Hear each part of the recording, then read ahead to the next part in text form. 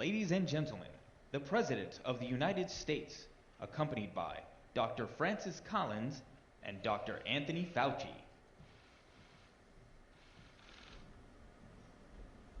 Good afternoon, folks. Had a little discussion with my friends behind me, Dr. Collins and Dr. Fauci, about whether or not I should take my mask off. And the truth is, although we're more than 10 feet away, I think it's important that I not. It's critically important, the message. I realize I'm speaking to a vast majority, at least I hope I am, of the folks out here at NIH. You know that wearing this mask through the next year here can save lives, a significant number of lives.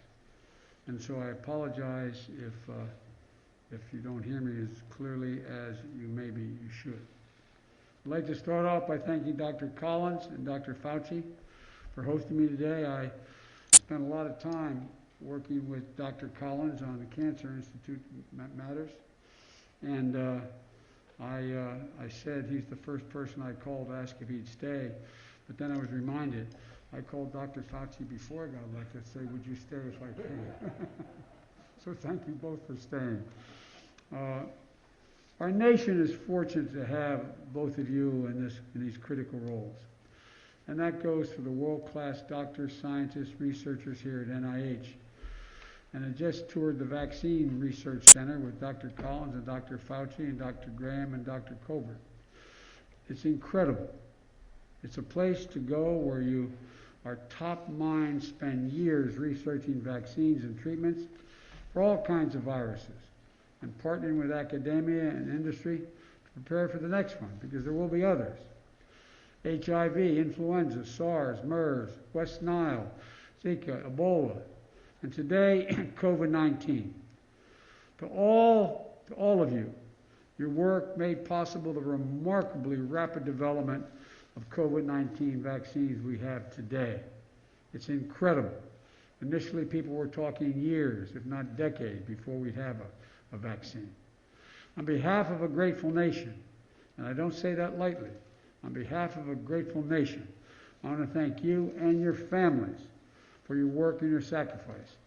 For there is no doubt your families sacrificed a great deal for the endless hours you put in to save the rest of us. And I know it wasn't easy.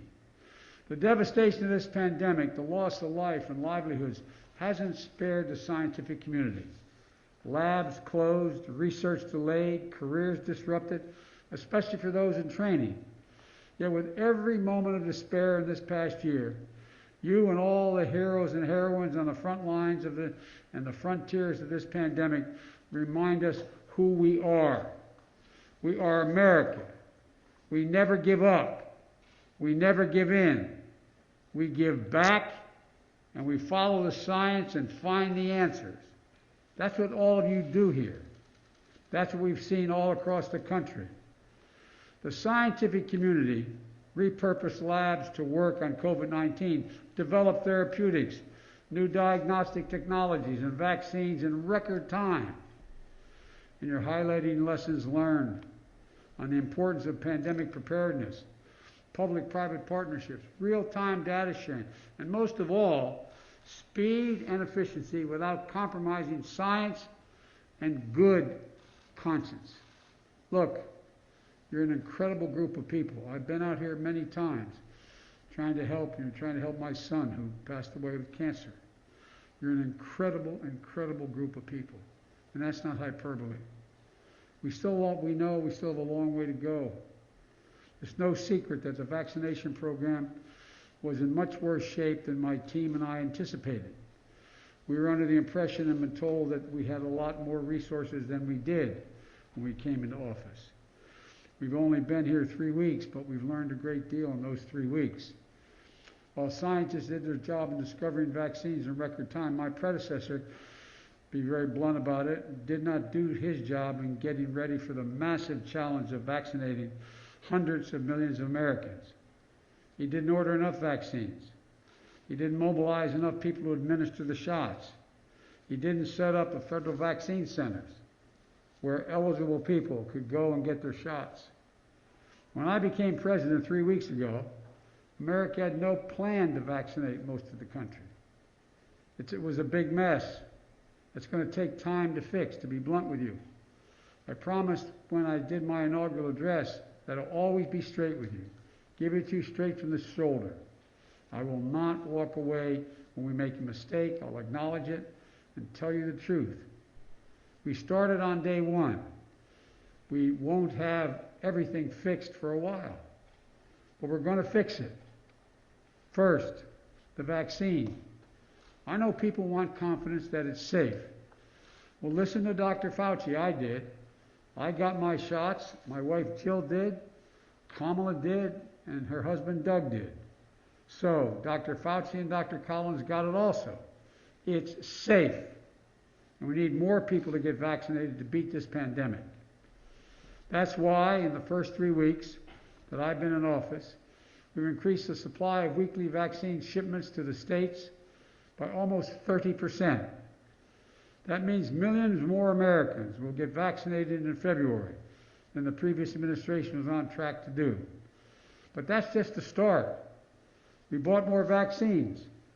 2 weeks ago, I directed Jeff Zients, who's here with me, my COVID-19 response coordinator, to work with the Department of Health and Human Services to purchase more vaccines. Just this afternoon, we signed final contracts for 100 million more Moderna and 100 million more Pfizer vaccines. We're also able to move up the delivery dates with an additional 200 million vaccines to the end of July, faster than we expected. And in further good news, both companies agreed, and we're now contractually obligated, to expedite delivery of 100 million doses that were promised by the end of June to deliver them by the end of May. That's a month faster. That means lives will be saved. That means we're now on track to have enough supply for 300 million Americans by the end of July.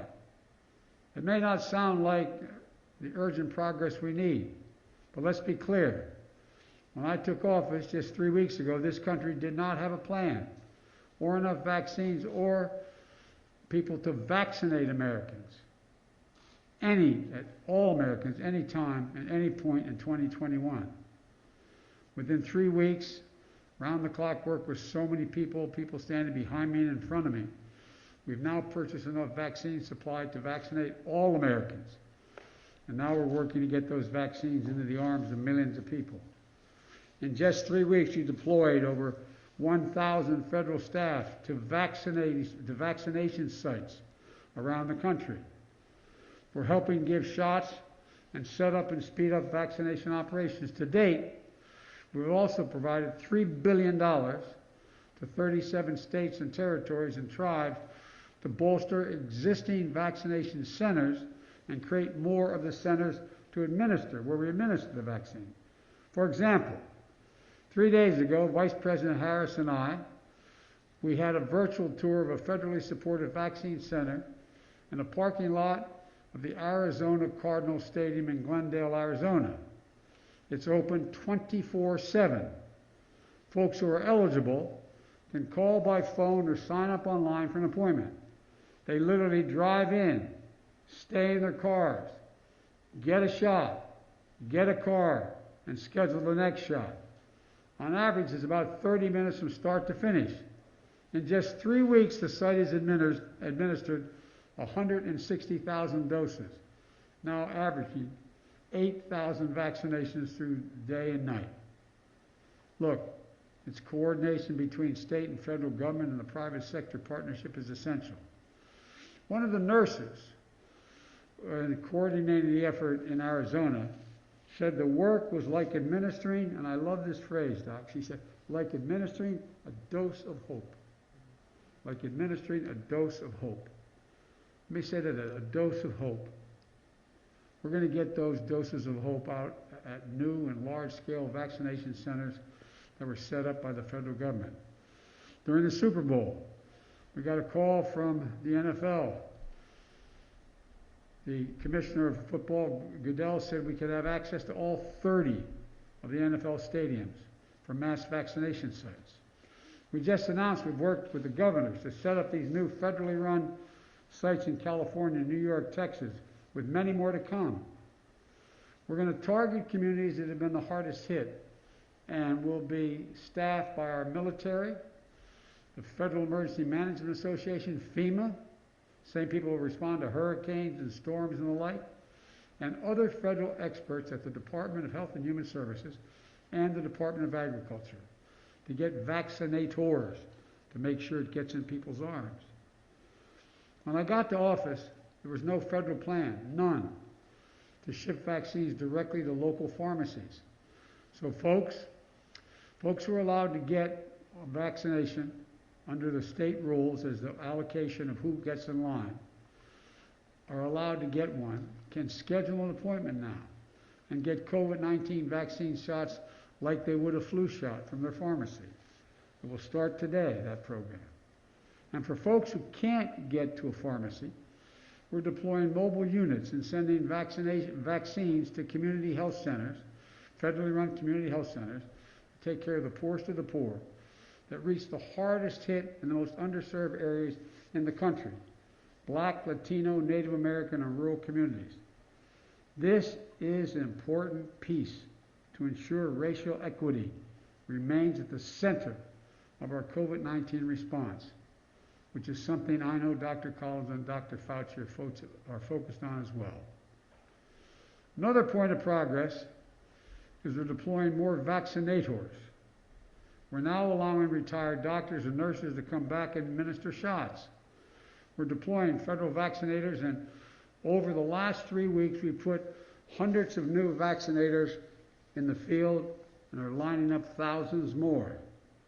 These include medical personnel from our Commissioned Corps at the Department of Health and Human Services, as well as personnel from FEMA, the Defense Department, and more departments to come.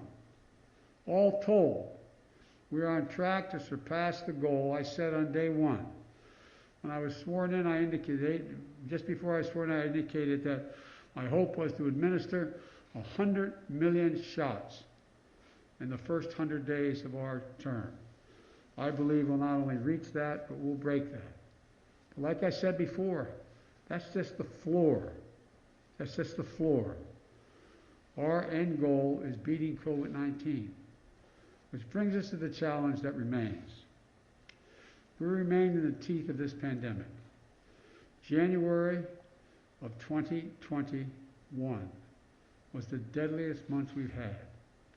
We lost over 100,000 of our fellow citizens. We're on track to cross 500,000 dead Americans this next month. The new strains emerging create immense challenges, and masking is still the easiest thing to do to save lives. But we need everyone to mask up. And by the way, I know it's a pain in the neck, but it's a patriotic responsibility. We're in the middle of a war with this virus. It's a patriotic responsibility. Not only if you care about your family, you care about your fellow Americans. You realize more people have died in the last 12 months than died in all 4 years in World War II? All 4 years. That's why I asked what the full extent of my authority as President of the United States could be. I signed an executive order that required masking on all federal property, on modes of travel like planes, trains, and buses across interstate commerce. And I've been calling on governors, Republican and Democrat, mayors, Republican and Democrat, and local officials to institute mask mandates within their jurisdictions. We need everyone to do their part for themselves, for their loved ones, and yes, for their country. Mask up, America. Mask up. And to really get ahead of this pandemic instead of chasing it, we need Congress to pass my American Rescue Plan. I'm grateful that the Senate and the House are moving quickly, and my hope is that we'll get Republicans as well as Democrats to support us. But we can't wait. People are dying every minute from this pandemic, and we're suffering profound economic crisis. that the pandemic has created.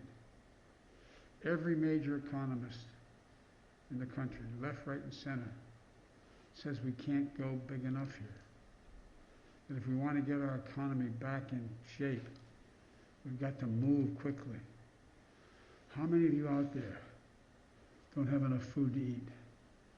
How many of you out there are worried whether you can pay next month's rent or pay your mortgage?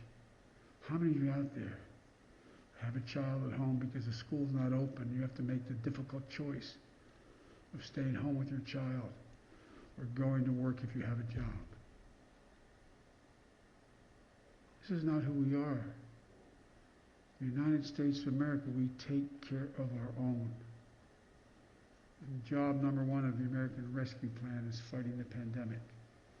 It puts $160 billion into our national COVID strategy, which includes more money for testing and tracing, manufacturing and distribution, and setting up vaccination sites.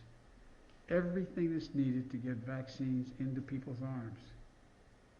The American Rescue Plan also includes $4 billion to build new manufacturing plants. So we are ready to manufacture vaccines. We don't have to wait.